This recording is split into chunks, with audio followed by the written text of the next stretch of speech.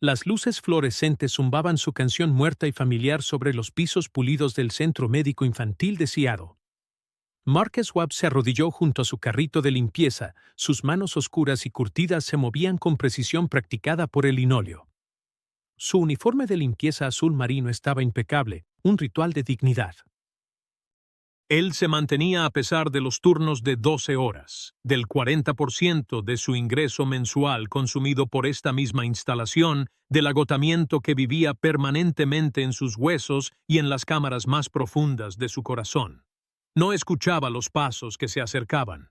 Hace mucho tiempo aprendió a no escuchar mucho en absoluto, ni la lástima en las voces de la gente cuando mencionaban a sus hijas discapacitadas, ni la forma en que lo miraban de reojo como si fuera parte del mobiliario, una extensión del trapeador y el cubo, ni siquiera el peso de la vida que presionaba contra su pecho cada mañana cuando despertaba, cuando abría los ojos y recordaba que Imani y Sara no podían hacer lo mismo. No de la manera en que los niños sanos podían. Marcus, ¿puedes venir conmigo un momento? La doctora Reeves, la neuróloga pediátrica senior, estaba en el pasillo con esa expresión cuidadosa que los doctores usan cuando dan noticias imposibles. Su voz llevaba el peso de los años dedicados a decirles a los padres que sus hijos no mejorarían, no sanarían, no llegarían a ser.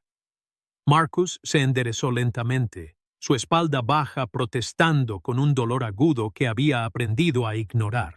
A los 42 años, su cuerpo ya mostraba el costo de una década de rodillas, el sacrificio de su propia salud por el privilegio de amar a dos hijas que no podían amarlo de ninguna manera convencional. Siguió a la doctora Reeves por el pasillo, su mente catalogando automáticamente qué habitaciones aún necesitaban atención, qué armarios de suministros estaban bajos en antiséptico, qué camas requerían cambio. La eficiencia era su idioma, la invisibilidad su mecanismo de supervivencia. Sus hijas, dijo la doctora Reeves sin preámbulo, sus palabras cayendo como piedras en agua quieta. Sus últimas exploraciones volvieron con resultados. La plasticidad neural es peor de lo que pensábamos. El daño en su corteza motora es extenso. Marcus, necesito ser honesto contigo. La probabilidad de una mejora significativa es mínima. Marcus asintió.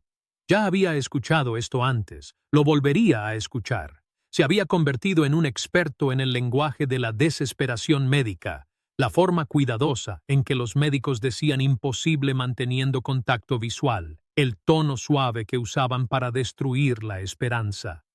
Durante más de 5 años había aprendido cada variación de este discurso, cada permutación de esta verdad imposible.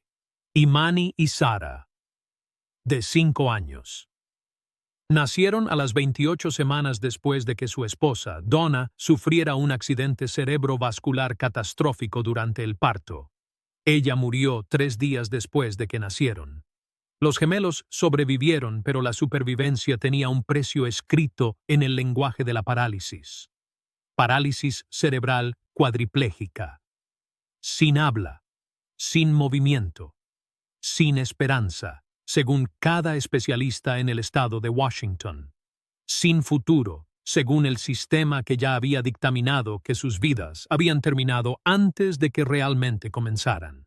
Esa noche, en el pequeño apartamento de 2 habitaciones en el sur de Seattle que consumía el 40% de su ingreso mensual, Marcus se sentó en el suelo entre las camas de sus hijas. La habitación era modesta, pero inmaculada. Cada juguete organizado, cada rincón libre de polvo. La única herencia que podía darles era orden, limpieza y el tipo de amor que aparece todos los días sin esperar nada a cambio. Este era su mensaje para ellas. Ustedes valen esto, valen mi presencia, mi tiempo, mi fe inquebrantable. Hola, bebés, susurró Marcus en la oscuridad. Soy papá. Sé que no pueden oírme como otros niños oyen a sus padres. Sé que sus cuerpos no funcionan como deberían. Pero quiero que sepan algo. Estoy aquí. Siempre voy a estar aquí. Tu mamá quería que les dijera algo, aunque ella no esté aquí para decirlo ella misma. Extendió la mano y acarició suavemente la mejilla de Imani. Luego, la de Sara. Sus manos estaban ásperas por la lejía y el trabajo, por años de fregar pisos y cuidar niños, pero su toque era suave como una pluma, tierno, sagrado. Esto era oración. Esto era fe. Esta era la única religión que importaba. Tu mamá estaría muy orgullosa de ti, continuó, su voz apenas audible, temblando de emoción. Estaría orgullosa de lo fuerte que eres, de cómo sigues luchando, incluso cuando tus cuerpos no cooperan con tu espíritu. Y yo también estoy orgulloso. Cada día estoy orgulloso, más orgulloso que cualquier padre haya estado jamás. Se quedó allí hasta que la habitación se oscureció por completo, hasta que sus piernas se quedaron dormidas bajo él, hasta que el único sonido fue la respiración suave de dos niños que no podían responderle, no podían alcanzarlo, no podían darle nada más que el privilegio de amarlos incondicionalmente. Esta era su vida ahora. Esto no era una tragedia, esto era suficiente, esto era todo. 3 semanas después, algo cambió en el universo. Se abrió una puerta que ningún doctor había predicho que alguna vez se abriría. Marcus llevó a sus hijas a la sala recreativa del centro de cuidado, un espacio diseñado para estimular a los niños que no podían moverse, no podían responder, no podían dar ninguna señal visible de que la estimulación estuviera funcionando. Las paredes estaban pintadas en suaves pasteles, los juguetes colgaban de marcos ajustados. Todo estaba diseñado para niños atrapados dentro de sus propios cuerpos. Marcus había traído a sus hijas aquí un martes por la tarde, su único día libre del hospital. Se sentó en el suelo entre ellas y, sin pensar mucho en ello, empezó a tararear. La melodía venía de algún lugar profundo. Una canción de cuna que su madre le había cantado. Una canción que su esposa había tarareado mientras estaba embarazada de los gemelos. Una canción que llevaba en sí el peso de generaciones de madres negras que habían cantado a sus hijos para dormir, que los habían cantado a través de las dificultades, que los habían cantado hacia la esperanza que aún no podían ver. «Vamos, bebés», susurró, con la voz quebrada por la emoción. La canción de mamá. ¿Recuerdas? Sé que recuerdas. Tus cuerpos quizás no funcionen, pero tus espíritus son tan fuertes, tan hermosos, tan eternos. Mamá está aquí en esta canción. Yo estoy aquí. Dios está aquí. Y luego sucedió. Un sonido, tan pequeño, tan frágil, tan increíblemente real que todo el cuerpo de Marcus se puso rígido. Su respiración se detuvo en su garganta. El sonido vino de Sara, no respirando, no un espasmo muscular involuntario, sino algo formado, algo intencional, algo que no debería haber sido posible. Tú, ella había dicho. La palabra se fracturó en su garganta como algo rompiéndose a través del hielo, pero era indudablemente allí, real, intencional, un milagro disfrazado de una sílaba simple. «¿Bebé? Acabas de...» La visión de Marcus se nubló con lágrimas. «Dijiste...» «Duh», dijo entonces Imani, desde su otro lado, más clara, más decidida. Su sonido era más fuerte, más enérgico. Ella estaba intentando. Ella estaba alcanzando. Ella estaba hablando. «Papá», respiró Marcus, con una comprensión que lo inundaba como una luz divina. «Estás diciendo papá. Oh Dios, mis bebés, estás intentando decir papá. Me escuchaste, me entendiste, me estás respondiendo». Tiró de ambas niñas con cuidado de sus cuerpos frágiles, lágrimas corriendo por su rostro de una manera que no se había permitido llorar desde que Donna murió, desde el momento en que se convirtió en padre soltero de 2 hijos que el mundo médico había dado por perdidos. La mujer que presenció ese momento se llamaba Victoria Chen. Tenía 48 años, valía $2,3 mil millones. y nunca en toda su vida había experimentado algo que no pudiera comprar, optimizar o controlar mediante pura fuerza de voluntad y capital. Ella había llegado a la instalación para recorrer una nueva ala de rehabilitación pediátrica, una que su fundación había financiado parcialmente, una deducción fiscal disfrazada de filantropía, otro ítem en su interminable lista de logros. Victoria se movía por los pasillos como alguien que inspecciona inventario, sus tacones de diseñador resonando contra los pisos pulidos con la precisión de un metrónomo que marca el ritmo de su vida cuidadosamente programada. Su asistente, David, la seguía con una tableta, documentando todo. No se suponía que ella viera la sala recreativa. La visita no la incluía. Pero había ignorado la suave indicación de David porque Victoria Chen no tomaba malos caminos. Simplemente redefinía la ruta. Fue entonces cuando se detuvo. Se quedó helada en realidad. En la puerta había un hombre negro en el suelo, con su uniforme de conserje arrugado, sus fuertes manos oscuras sosteniendo a dos pequeños niños que no podían detenerlo. Su rostro estaba mojado de lágrimas. Su voz, áspera y cargada de emoción, decía palabras como «mis bebés, eres tan fuerte» y la canción de mamá. Él tarareaba, rezaba, amaba de la manera más radical posible. Victoria no había planeado detenerse. Su tiempo se medía en incrementos de 6 minutos, cada uno registrado en una hoja de cálculo, cada uno valioso según las tarifas del mercado de su existencia. Después de esto, había reuniones. Siempre había otra reunión, otro trato, otra adquisición. Pero su cuerpo no le obedecía. Permaneció congelada en la puerta, observando una escena que parecía existir fuera del tiempo. Cuando Marcus levantó la vista y sus miradas se cruzaron, lo que Victoria vio no fue lo que había esperado. Ella había esperado desesperación, la gratitud patética de un hombre pobre en presencia de riqueza. En cambio, vio algo que le hizo apretarse el estómago con una sensación desconocida, un sentimiento para el que no tenía palabras. Vio dignidad. Vio a un hombre arrodillado en el suelo con más poder del que ella había poseído jamás. Vio un amor tan puro, tan simple, que le hizo pensar en cada decisión que había tomado, cada elección que había priorizado la ambición sobre la presencia, el éxito sobre la entrega. «Lo siento», dijo Victoria, entrando en la habitación con una voz insegura. «No quise molestar». Marcus se secó rápidamente los ojos. Se levantó con esa lentitud característica de un hombre cuyo cuerpo había aprendido a protegerse, cuyos músculos conocían el peso de la resistencia. «No, señora. Está bien. Solo... Estas son mis hijas, Imani y Sara. Solo estaba pasando tiempo con ellas». «¿Y les cantabas? ¿Les enseñabas?» «Sí, señora. A ellas les gusta la música. Creo que les ayuda. Los doctores dicen que nada ayuda mucho, pero es lo que puedo darles. Es lo que su madre querría que les diera. Presencia, creencia, amor que no requiere un diagnóstico para ser válido». Victoria se acercó más. Ahora podía ver a las niñas, pequeñas, hermosas, atrapadas en cuerpos que no funcionaban según el horario de nadie más que el suyo propio. Podía verlas mirando a su padre con una intensidad que sugería que entendían mucho más de lo que cualquiera les había dado crédito por entender.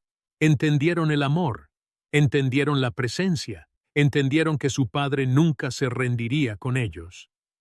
«¿Cuál es tu nombre?», preguntó Victoria, sintiendo que la pregunta de repente era importante de una manera que no entendía. «Marcus Webb, señora». Durante las semanas siguientes, Victoria se convirtió en una presencia habitual en esa sala recreativa. Ella parecía sin avisar, siempre con su ropa cara, siempre ligeramente fuera de lugar, siempre observando a Marcus con una intensidad que rozaba la obsesión. Ella lo observaba leer a sus hijas.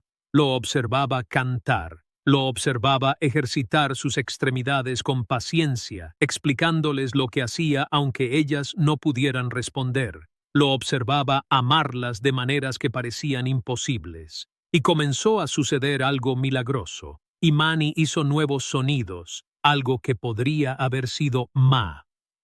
Sara empezó a intentar mover sus dedos al ritmo del tarareo de su padre. Cosas pequeñas, cosas invisibles, cosas que cada especialista en la instalación decía que eran insignificantes, descargas neuronales aleatorias. Pero Victoria los vio. Ella vio todo. Vio a un hombre enseñando a sus hijas a vivir. Vio a un hombre enseñándole a ella lo que realmente significaba la vida. Una tarde, Victoria le pidió a Marcus que la encontrara en las oficinas administrativas de la instalación. Llegó nervioso, con su uniforme recién planchado, su ansiedad visible en la forma en que sus manos sujetaban el borde de la mesa. Nunca antes había estado en una oficina como esa. Nunca había sido tratado como algo más que invisible. Marcus, quiero preguntarte algo, y quiero que respondas con honestidad, dijo Victoria. Quizá por primera vez en su vida adulta, ella estaba completamente presente con otro ser humano, sin teléfono, sin asistente, sin distracciones, solo dos personas en una habitación intentando conectarse. ¿Cómo lo haces? ¿Cómo los amas tan completamente cuando todo y todos te dicen que es imposible? Marcus guardó silencio por un largo momento. Miró por la ventana, al cielo de Seattle, a la ciudad que no conocía su nombre. Cuando habló, su voz fue baja pero firme, llena de la autoridad de alguien que ha ganado el derecho a hablar. Mi esposa murió al traerlos al mundo, dijo. Quizá tuvo unos 3 días con ellos antes de que se fuera. 3 días para amarlos. 3 días para enseñarme cómo amarlos. Y en esos 3 días, ella los amó con todo lo que tenía. No esperó a que mejoraran. No esperó a que respondieran. Simplemente los amó exactamente como eran. Hizo una pausa, con los ojos distantes por la memoria, viendo a su esposa a través de los años. Antes de que ella muriera, me dijo algo que nunca olvidaré. Ella dijo, Marcus, nuestras hijas pasarán toda su vida en cuerpos que no funcionan como deberían, pero sus espíritus serán tan brillantes que la gente no podrá apartar la vista, y eso será suficiente. Eso será todo. Miró directamente a Victoria. Así que eso es lo que hago. Las amo como ella me enseñó a amarlas, no porque piense que las va a curar, no porque esté esperando un milagro, sino porque merecen ser amadas exactamente como son ahora mismo. Porque la presencia, una presencia real, no caridad, no obligación, sino presencia auténtica, eso es lo que sana a las personas. No desde afuera hacia adentro, sino desde adentro hacia afuera. Victoria sintió que algo dentro de ella colapsaba y se reconstruía al mismo tiempo. Pensó en su propia infancia, en una madre que le había comprado todo, excepto tiempo. Pensó en su fundación, construida sobre la premisa de que el dinero podía resolver problemas. Pensó en los años que había pasado acumulando poder y perdiendo todo lo que importaba. Quiero hacer algo por ti, dijo Victoria. No como empleadora, como alguien que reconoce que tienes algo que he estado buscando toda mi vida. Marcus negó con la cabeza. Señora, yo no... No es caridad, interrumpió Victoria con firmeza. Estoy ofreciendo lo que ustedes han estado ofreciendo a sus hijas. Presencia, presencia real. Quiero contratarte como consultora a tiempo completo para mi fundación de rehabilitación. Pero el trabajo no será limpiar. Va a enseñar a otros padres, otros terapeutas, otros profesionales médicos lo que tú sabes, lo que has aprendido amando a tus hijas. Tu conocimiento vale más que cualquier cosa en mis cuentas. No estoy calificada para... Eres más calificada que cualquiera que haya conocido, dijo Victoria con firmeza. Tienes una maestría en amor incondicional. Tienes un doctorado en dignidad humana. Y tienes algo que no se puede enseñar pero sí compartir. Tienes el valor de tener esperanza cuando el mundo te dice que la esperanza es una tontería. Ella se inclinó hacia adelante. Te ofrezco un puesto. $75,000 anuales, además de cobertura médica completa para tus hijas, además de un lugar para vivir cerca de la instalación, si lo deseas. Asistencia total con la matrícula si quieres continuar con tu educación. Pero más que eso, te ofrezco la oportunidad de cambiar la forma en que pensamos sobre la rehabilitación, sobre la discapacidad, sobre la relación entre padres e hijos. Puedes cambiar el mundo. Lágrimas se formaron en los ojos de Marcus, pero no dejó que cayeran. Las sostuvo allí, suspendidas entre la gratitud y la incredulidad. Tengo que pensarlo, dijo. Por Imani y Sara. Tengo que asegurarme de que sea lo correcto para ellas. Por supuesto, dijo Victoria. Tómate todo el tiempo que necesites. Marcus tomó 3 días. Rezó con sus hijas. Cantó para ellas. Les habló de la oportunidad, del cambio que esto podría traer. En el 4.º día, regresó a la oficina de Victoria. Esta vez caminaba con más altura. Esta vez no estaba pidiendo permiso. Estaba haciendo una declaración sobre su propio valor. Aceptar la posición, dijo, con una condición. Dímela, respondió Victoria. Que me dejes enseñarte también. Que aprendas lo que yo sé, no porque te hará mejor en dirigir tu fundación, sino porque lo necesitas. Lo puedo ver en ti. Has estado huyendo de algo toda tu vida. Estás buscando algo que no puedes comprar. Estás buscando la cosa que tu dinero nunca ha podido comprar. Paz, presencia, propósito. Victoria sintió que sus muros cuidadosamente construidos temblaban. Por primera vez en su vida adulta, no buscó controlar, no ofreció más dinero como solución, simplemente asintió. Sí, dijo en voz baja, eso es lo que necesito. 6 meses después, el Centro Médico Infantil de Seattle presentó un nuevo programa, la iniciativa WebChan para la rehabilitación basada en la presencia. Fue revolucionario no por sus técnicas médicas, sino por su filosofía. Se centraba en la idea de que la sanación requería presencia, que el amor no estaba separado de la medicina, sino que era esencial para ella, que el zumbido de un padre en una sala recreativa era tan importante como cualquier herramienta diagnóstica. Marcus estuvo junto a Victoria mientras cortaban la cinta. Imani y Sara también estaban allí, en sillas especializadas que les permitían observar, estar presentes, ser vistos. Por primera vez en sus cortas vidas estaban en un escenario, estaban siendo honrados, estaban siendo reconocidos como maestros, como mensajeros, como los corazones palpitantes de una historia que cambiaría la forma en que el mundo pensaba sobre el amor y la discapacidad. Porque habían enseñado a todos algo esencial, que el amor no requiere cuerpos perfectos, que la esperanza no necesita permiso de los expertos, que los actos más pequeños de presencia, un toque suave, una canción familiar, una voz que se niega a rendirse, son estos los verdaderos milagros. Estos son los que nos salvan. En los meses que siguieron, el trabajo de Marcus transformó la instalación. Padres que habían estado lamentando los diagnósticos de sus hijos comenzaron a cambiar su enfoque para celebrar los espíritus de sus hijos. Los terapeutas comenzaron a entender que su trabajo no era curar, sino crear espacio para la conexión. Los médicos comenzaron a escuchar la sabiduría silenciosa de un conserje que había obtenido su educación a través del amor. Y Victoria Chen, la multimillonaria que una vez creyó que el dinero podía resolverlo todo, aprendió que algunos problemas solo se pueden resolver con presencia, con humildad, con el valor de creer en alguien cuando nadie más lo hace. Aprendió que la persona más rica no es la que tiene más dinero, sino la que tiene más presencia. Una tarde, en el jardín de la instalación, Victoria encontró a Marcus sentado en un banco, observando a los niños jugar.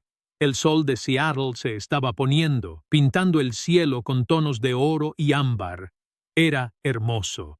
Era el tipo de momento que nunca había detenido a notar antes. Gracias, dijo, sin rodeos, sentándose a su lado. ¿Por qué?, preguntó Marcus. Por mostrarme lo que realmente es la vida, respondió Victoria. por recordarme que estaba viva pero no realmente viviendo, por mostrarme que las cosas más importantes nunca se pueden comprar, optimizar o controlar, solo se pueden recibir, solo se pueden crear a través de la presencia. Marcus sonrió. Una sonrisa verdadera, del tipo que surge desde un lugar de profunda paz y sabiduría ganada con esfuerzo. Tus hijas dijeron su primera palabra clara esta mañana, continuó Victoria. La terapeuta me lo dijo. Lo dijeron juntas, al mismo tiempo. Amor. Eso fue lo que dijeron. Amor. No papá, no mamá, pero amor. Marcus sintió que las lágrimas finalmente se desbordaban, pero estas eran lágrimas diferentes a las de antes. Eran lágrimas de alegría, de esperanza cumplida, de un futuro que aún era difícil pero ya no era desesperanzado. Estas eran las lágrimas de un hombre que había sido probado correcto por el mismo universo. Donna tenía razón, dijo suavemente, mirando hacia el cielo de Seattle, hacia las nubes que comenzaban a desvanecerse en el crepúsculo. Sus espíritus son tan brillantes, y eso lo es todo. Victoria extendió la mano y tomó la suya, no como empleadora, no como alguien de estatus superior, sino como un ser humano más que finalmente había aprendido qué significaba estar presente, qué significaba amar sin esperar nada a cambio, lo que significaba creer en milagros cuando el mundo decía que eran imposibles. El jardín estaba en silencio a su alrededor. Los niños jugaban. El sol se filtraba entre los árboles. Y en ese momento, dos personas de mundos completamente diferentes comprendieron que habían encontrado algo que el dinero nunca podría comprar. Habían encontrado familia. Se habían encontrado a sí mismos. Habían encontrado el amor. La única cosa que realmente importa. El dinero nunca podría comprar. Habían encontrado a la familia. Se habían encontrado a sí mismos. Habían encontrado el amor, la única cosa que realmente importa.